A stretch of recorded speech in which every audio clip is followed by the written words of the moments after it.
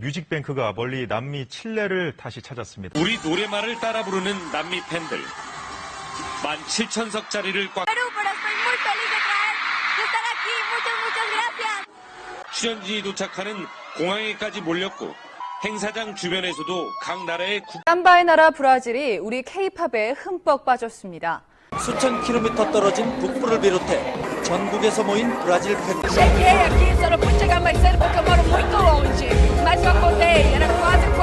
생활비의 절반 이상을 아끼지 않고 투자하는 브라질 팬들에게서 사람들이 뭔데?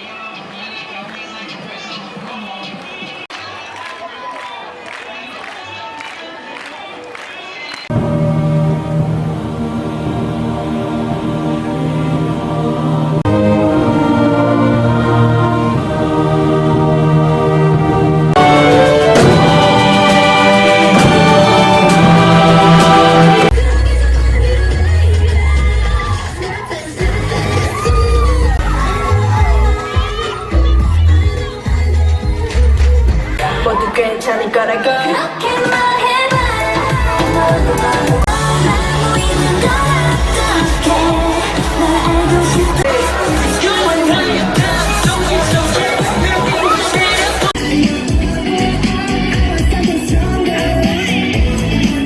어떡해 널 알고 싶어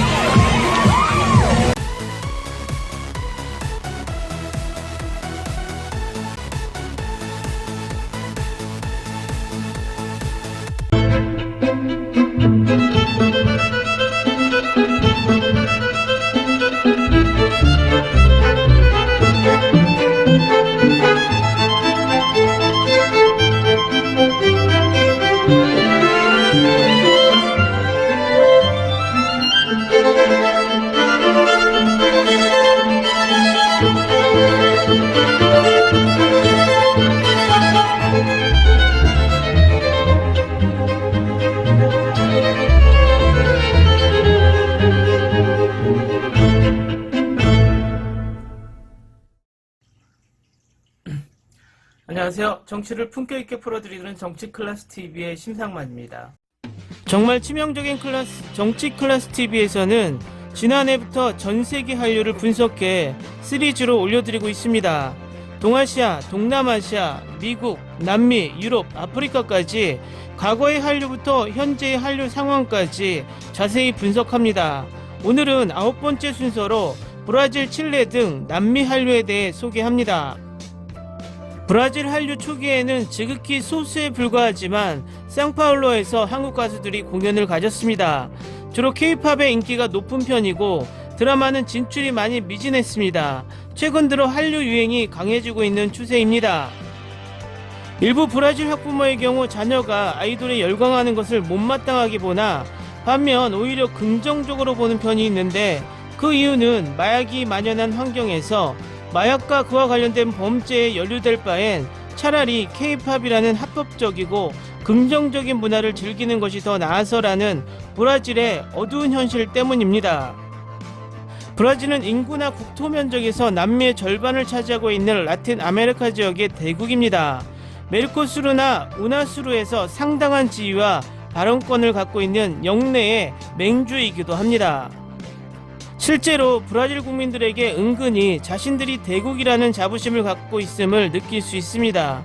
보수적이고 문화적 장벽도 높습니다. 그럼 브라질 사람들이 한국을 선진국으로 생각하고 대부분이 긍정적 이미지를 갖고 있다는 것은 의미 있는 변화입니다. 여담이지만 2010년에서 2013년 MBC의 국제 시사 프로그램인 W를 보면 일부 브라질 국민들은 한국을 잘 몰랐고 심지어 남북한을 구분하지 못하는 이들도 없지 않았습니다. 그런데 올해 나온 조사를 보면 일단 수치상으로 상당한 변화가 가시적으로 전개되고 있음을 느낄 수 있습니다. 한국하면 가장 먼저 떠오르는 것은 K-팝이며 다음은 IT와 브랜드, 북핵 위협과 전쟁 위험 지역 순으로 이어졌습니다.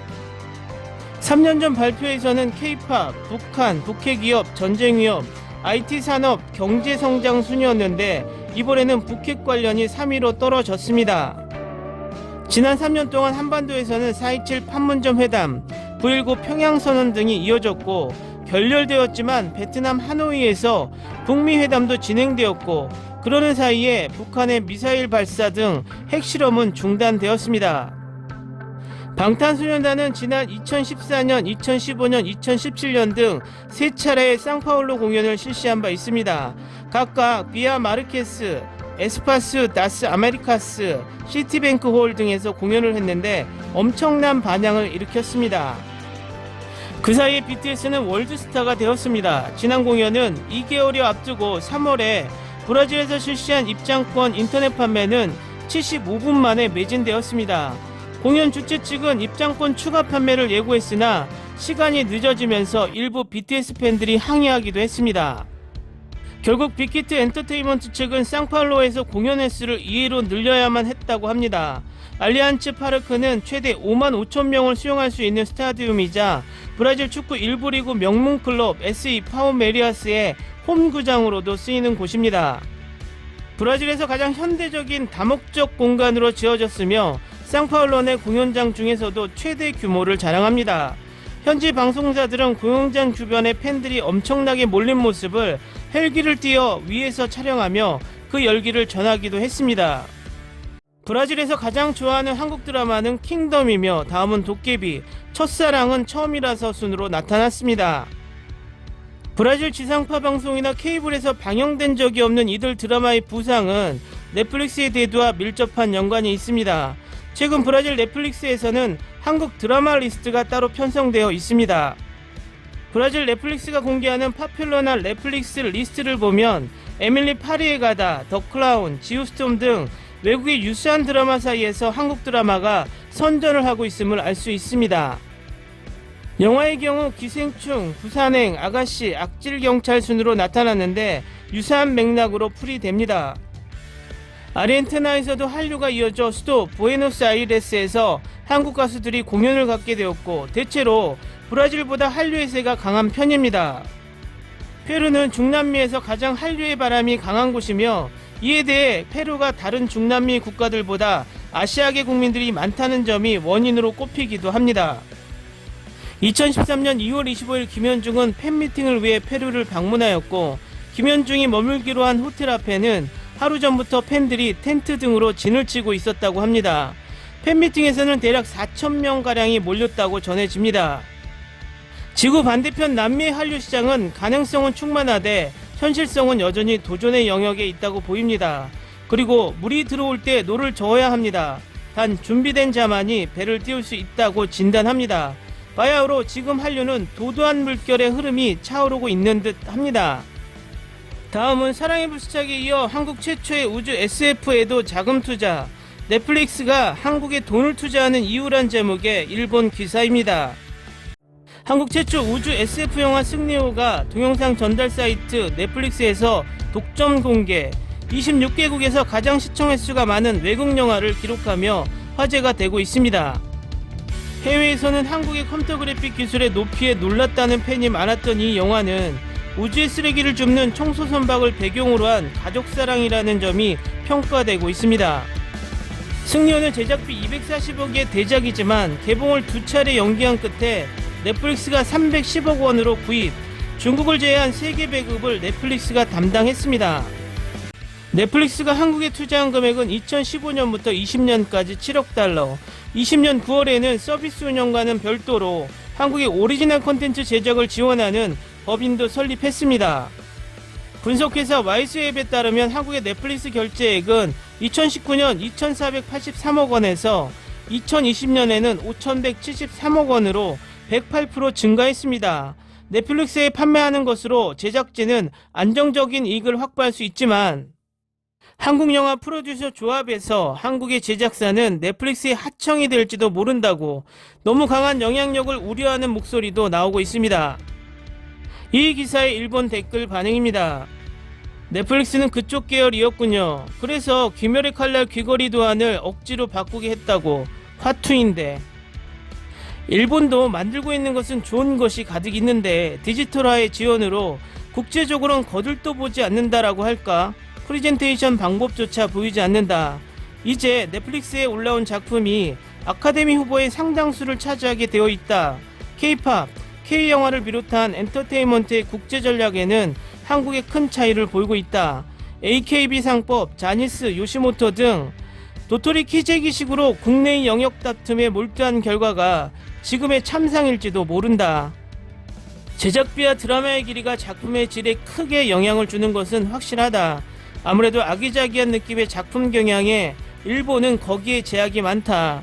그리고 일본의 경우 하나가 뜨면 모두 따라해서 작품을 만드는 이미지에 이런 것은 시대의 흐름에 부합하면 대박이지만 거기까지 가는 것이 아니라면 그저 그런 작품으로 끝나는 것이다. 한국은 예를 들면 댄스는 아이디어를 많은 사람들이 서로 아이디어를 내고 좋은 부분을 대충 훑어보고 하나의 작품을 완성시킨다고 들은 적이 있다. 팀 실력이 대단한 인상이 든다. 코로나의 영향으로 극장에서 공개할 수 없는 대작 영화를 넷플릭스가 구입한 거네요. 확실히 일본의 애니메이션 영화도 극장 개봉 포기하고 넷플릭스에 구입받는 작품이 있었을 것. 미국 할리우드 영화도 파라마운트 픽처스의 영화를 넷플릭스에서 구입해주고 있습니다. 넷플릭스에서는 완성된 영화를 저렴하게 살 수 있는 기회인지도 모르겠군요. 한국 엔터테인먼트는 발매 전략을 잘하는 걸까? 내용으로 말하면 더 뛰어난 것은 세계에 있는 것 같은데 첫 번째로 화제가 쉬운 미국 접수를 노리고 있는 느낌이 든다.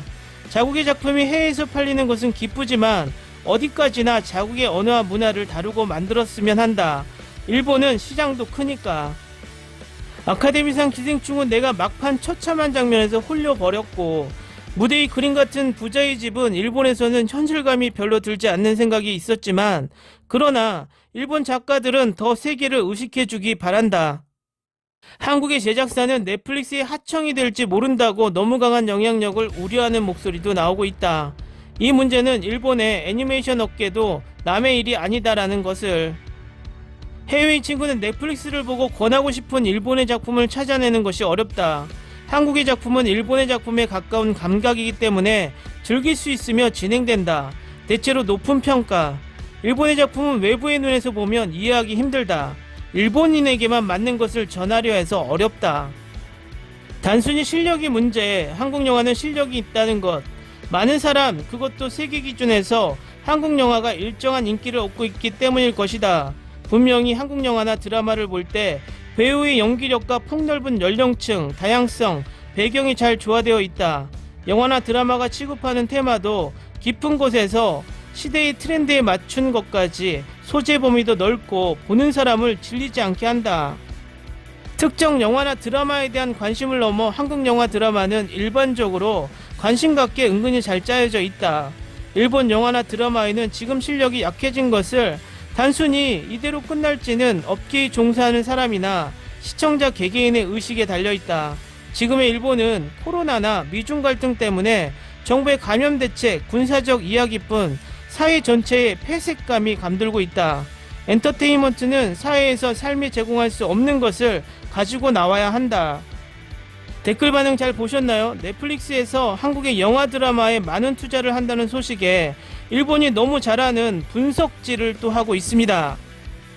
제 아주 주관적인 생각이지만 일본의 드라마와 영화는 예전 90년대 감성이 최고였다고 생각합니다. 적절한 멜로에 청순한 여주인공, 그리고 판타지까지 대표적으로 러브레터와 지금 만나러 갑니다가 예입니다. 판타지와 중고등학교 추억을 적절하게 섞은 이야기 구조. 한국에서도 엄청나게 먹혔지만 그땐 90년대고 이제 30년이 지난 지금에도 일본은 똑같은 포맷으로 드라마 영화를 쏟아내고 있습니다. 결국 30년 동안 울고 먹기만 계속하니 나오는 영화가 다 거기서 거기 같고 연기 또한 아이돌만 쓰다 보니 깊이가 약해졌고 발전은 하지 못했던 것이죠. 단순히 제 주관적인 평가입니다. 일본이 분석을 너무 좋아하다 보니 저도 분석을 해봤습니다. 오늘은 남미의 한류를 이야기해봤습니다.